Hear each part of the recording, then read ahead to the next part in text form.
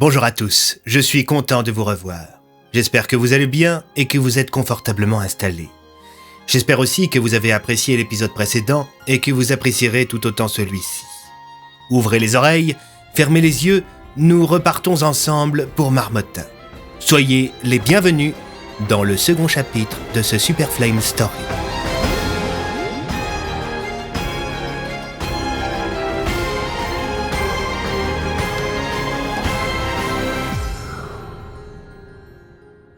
« 2 décembre. La scène n'était pas très agréable à voir. Au beau milieu de nulle part, sur le bas-côté, un homme gisait dans une mare de sang qui avait imprégné la neige. Il avait visiblement reçu une balle en plein cœur. Sur place, se trouvaient déjà le lieutenant Andreas et le capitaine Leblanc. « Navré d'avoir gâché votre soirée, commissaire. »« C'est rien, Leblanc. Merci à vous de vous être sacrifié en acceptant d'être de garde. »« On peut avoir un topo ?» demanda l'inspecteur Bloom. On était en patrouille avec Andreas, nuit calme, comme d'habitude. Là, on remarque une voiture arrêtée au bord. On décide de l'inspecter, personne dedans. Là, Andreas regarde les alentours et remarque un peu plus loin un corps. Le moteur de la bagnole était encore chaud, donc ça a dû se passer il y a moins d'1 heure. Le lieutenant Andreas, quelque peu perturbé par la situation, poursuivit. J'ai remarqué la présence de 2 types de traces de pas. Les premières partent du côté conducteur et les secondes du côté passager. Et elles se rejoignent au niveau du... Andreas, ça va, mon gars ? Demanda Tassier, remarquant le mal-être du jeune policier. Ouais, désolé, c'est mon premier cadavre. Je vois. On est tous passés par là, poursuivez. Comme je le disais, les traces de pas se rejoignent au niveau du corps. Celle du passager semble ensuite coupée à travers champ. Ok, donc on avait 2 personnes dans la bagnole et l'une d'elles s'est enfuie, répondit Bloom. On a donc un potentiel tueur en cavale. Alias s'approcha du commissaire. Philippe, on peut parler 1 minute ? Les 2 hommes se mirent à l'écart. Je sais ce que tu vas me dire, Alias, et ma réponse est non. Tu avoueras qu'un meurtre le 1er décembre dans ce village, c'est souvent associé à des choses qui nous dépassent. Oui, mais je ne te laisserai pas déployer des troupes sur le village tant qu'il n'y a pas de menace magique avérée. On a déjà donné l'année dernière. De toute façon, le maire brigante un nouveau mandat, il ne va pas signer un ordre de déploiement vu l'impopularité d'une pareille mesure. Alias grogna, mais dut se rendre à l'évidence. Son ami avait raison. Bon, d'accord. Mais à la seconde où l'implication de phénomènes magiques ne fait plus aucun doute... Oui. Bennett, quelque peu agacé de voir ses 2 amis discuter à l'écart de choses dont il se doutait, interrompit la discussion. « Tout va comme vous voulez, messieurs ?» « Oui, Andrew, excusez-nous, » répondit Tassier. « Bon, Leblanc, faites enlever le corps et appelez le docteur Masson. Bloom, je vous confie l'enquête. » « Entendu. Andreas, vous avez vérifié si le mec avait des papiers ?»« Oui, monsieur, il n'en avait pas. » « Je vois. Faites une demande d'identification de plaque. » À vos ordres. Le groupe de policiers fut bientôt rejoint par Thérèse Capian, l'éleveuse de Yuski, femme du défunt Boris Capian, décédé 2 ans plus tôt. Elle avait été réveillée par les sirènes et les lueurs de gyrophares à quelques centaines de mètres de sa propriété. Cela avait piqué sa curiosité. La vieille femme, accompagnée de Sofia, une adorable femelle Yuski qui dormait avec elle dans sa maison, contrairement à ses congénères qui, eux, dormaient dehors, débarquèrent tous les 2 sur les lieux du crime. « Tiens, inspecteur Bloom, comment ça va ?»« Bonsoir, Madame Capian. »« Oh, bon Dieu, mais il y a un mort, là !»« Oui, on avait remarqué, c'est pour ça qu'on est là. » répondit le commissaire. « Comment vous allez, madame ?»« Oh, coussi coussa, j'ai bu une tisane tantôt.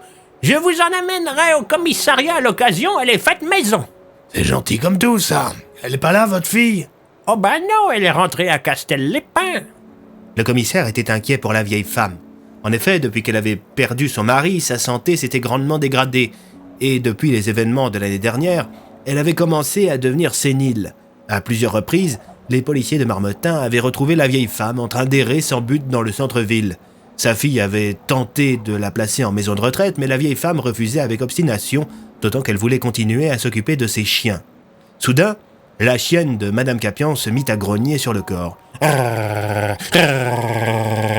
Oh, Sophia, vilaine fille, calme, tu te calmes !»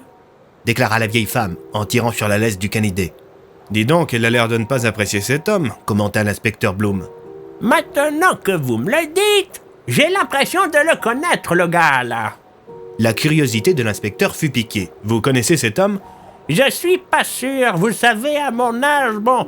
Mais je suis presque certaine de l'avoir déjà croisé quelque part en promenant les chiens. » Le commissaire Tassier interrompit la discussion. « Thérèse, quand vous vous promenez avec vos chiens, vous avez un trajet type? Oh ben oui, je fais le même tous les jours. Intéressant ça. Que diriez-vous que l'on vous accompagne la prochaine fois? Oh ben c'est parfait ça alors. je vous attends chez moi aux alentours de 10h30, je vous ferai le café.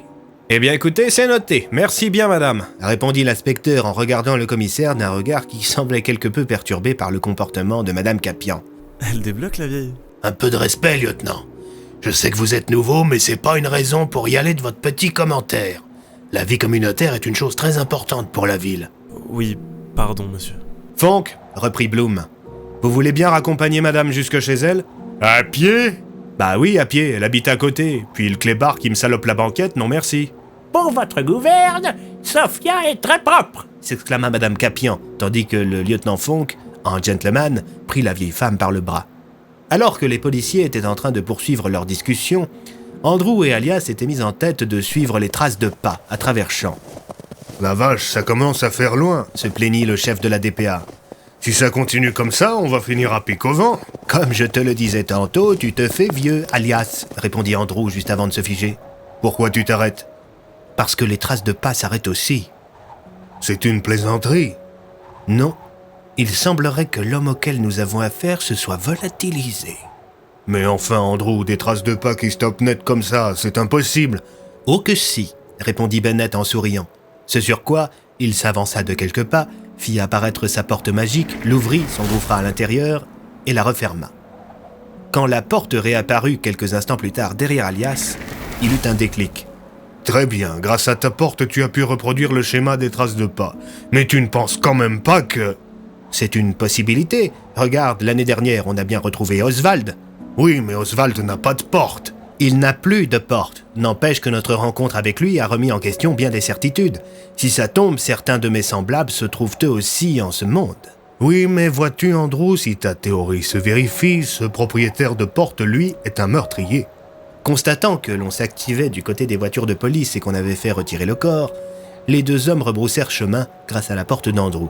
Juste avant de rejoindre les autres, Bennett voulut mettre les choses au clair dans son bureau. Alias, Andrew, avant que l'on ne rejoigne les autres, j'ai une faveur à te demander. Que puis-je faire pour toi? N'en parle pas aux autres. De quoi?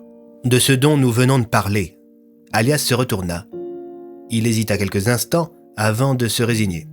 Bon, très bien, accordé. Et ne redéploie pas la DPA sur Marmottin. S'il y a un propriétaire de porte d'impliqué dans un meurtre, tu conviendras que... Alias n'eut pas le temps de finir sa phrase. Andrew avait profité du fait qu'il avait le dos tourné pour se saisir de l'un de ses livres magiques qu'il utilisa pour faire oublier au chef de la DPA ce qu'il venait de voir. Hein, quoi? Tu vas bien, Alias? Oui, enfin, je crois. J'ai eu comme une absence. Je vois. Bon, ne tardons pas, hein? Les autres nous attendent, répondit Bennett en ouvrant sa porte magique devant la scène de crime, ce qui fit sursauter Andreas. Ah! Mais c'est quoi ça? T'inquiète, mon petit, tu vas t'y habituer, répondit le commissaire en tapant sur l'épaule du jeune policier. Le temps passa et chacun rentra chez soi se reposer un peu avant que le soleil ne se lève sur Marmottin. Et bientôt, ce fut l'heure pour l'inspecteur Bloom de se rendre au domicile de Madame Capian pour l'accompagner dans sa promenade matinale. À ses côtés se trouvaient Alias et Bennett. Le commissaire Tassier, quant à lui, s'occupait de gérer les affaires courantes au poste de police. « Bonjour, Madame Capian », lança l'inspecteur alors que la vieille femme lui ouvrait la porte. « Bonjour, messieurs. Vous avez passé une bonne nuit? »« Oui, et vous ?» demanda Bloom, en parlant un peu fort. « Oh, pas la peine de crier, vous savez. J'ai certes quelques problèmes de mémoire, mais je ne suis pas sourde. »« Autant pour moi. »« Bon, allez, rentrez, je vous ai fait du café. » La dernière fois que l'inspecteur Bloom s'était retrouvé chez Madame Capian, c'était suite à la mort de son mari dans le cadre de l'affaire du décapiteur fou. Affaire qui avait secoué le village 2 ans plus tôt. Lorsqu'il vit au mur des photographies de l'époux disparu, l'inspecteur eut un pincement au cœur et il fut replongé l'espace de quelques instants dans l'horreur. Andrew, très empathique, se plaça aux côtés de son ami. « Ça ne se reproduira pas, inspecteur. Je ne le permettrai pas. »« Merci, Andrew. » répondit l'homme de loi en soupirant, avant de s'asseoir face à la tasse de café que lui avait préparée Madame Capian. « Quelqu'un veut du sucre ?» demanda la vieille femme. « Non, ça ira, merci. » répondit Alias. « Pourquoi sommes-nous là, déjà ?» Andrew, se rendant compte qu'il s'agissait là d'un effet secondaire du sortilège qu'il avait lancé à Alias quelques heures auparavant, coupa court. « Tu n'as pas l'air bien réveillé, Alias. Tu sais, on en a parlé hier soir. L'homme qu'on a retrouvé hier. Madame Capian le connaissait et elle pense qu'elle le croisait parfois en promenant ses chiens. Ce qui a fait supposer à l'inspecteur qu'il habitait dans le coin. Et vu que personne n'est venu signaler de disparition inquiétante au poste et qu'on n'a pas les papiers du gars, Vous voulez en profiter pour repérer d'éventuels lieux d'habitation où il aurait pu loger. C'est bon, ça me convient. Le café te fera le plus grand bien, s'exclama Andrew. Madame Capian et ses 3 convives continuèrent de discuter durant quelques minutes jusqu'au moment de la promenade. Chacun se vit confier 2 chiens. Ce sont donc un inspecteur de police, le directeur de la DPA, un propriétaire de porte et une vieille femme qui déambulaient en compagnie de 8 Yuski dans les environs du domicile de Madame Capian. Il faut dire que c'était un endroit calme, très calme. À part le domicile de la vieille femme et 1 ou 2 bâtisses éparses, souvent abandonnées, il n'y avait dans les alentours que des champs enneigés et des forêts de sapins. Les 12 âmes, si l'on inclut celle des chiens, déambulèrent durant plusieurs heures, croisant de ça, de là, des endroits susceptibles d'avoir abrité l'homme dont on avait retrouvé le corps la veille au soir. Il y a une bâtisse qui piqua tout particulièrement la curiosité de l'inspecteur Bloom. C'était une sorte de petit chalet qui semblait vide, mais tout à fait habitable. Il y avait même une boîte aux lettres. Martha et Joseph Valentino, 9, bout de la butte, Marmottin. L'inspecteur frappa à la porte. Pas de réponse. Alias fit le tour, rien de suspect. Ils se sont peut-être absentés, ils travaillent sans doute en ville, déclara Andrew. Il n'y a pas de voiture, mais il y a des traces de pneus. C'est très probable, répondit l'inspecteur. Je vais laisser un mot dans la boîte aux lettres leur demandant de joindre le commissariat dès qu'ils l'auront. On rentre bredouille, les amis. Au moins, j'aurais fait un peu d'exercice, répondit Alias. Soudain, le téléphone de l'inspecteur Bloom se mit à sonner. À l'autre bout du fil, c'était le commissaire Tassier. Ouais, Bloom, je viens de recevoir le rapport du légiste, le corps qu'on a retrouvé hier. La mort est bien due à une hémorragie, mais le problème c'est que contrairement à ce à quoi on pensait, c'est pas lié à une arme à feu. Aucune balle de retrouvée, et vu qu'il n'y a qu'un orifice... Peut-être une arme de poing. Attends, j'ai pas fini. Ravioli. Oswald, arrête.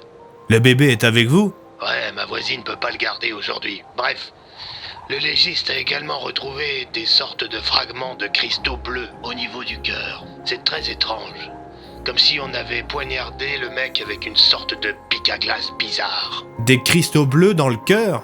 En entendant ces mots, Andrew parut inquiet et Alias le remarqua, en voyant au passage un regard inquisiteur au propriétaire de porte. Ouais, c'est un peu bizarre, vous n'aurez qu'à regarder ça demain. Du neuf de votre côté ? Non, la journée a été longue, on a juste repéré une maison, mais rien de suspect qui justifierait qu'on rentre. J'ai laissé un mot pour que les propriétaires nous contactent.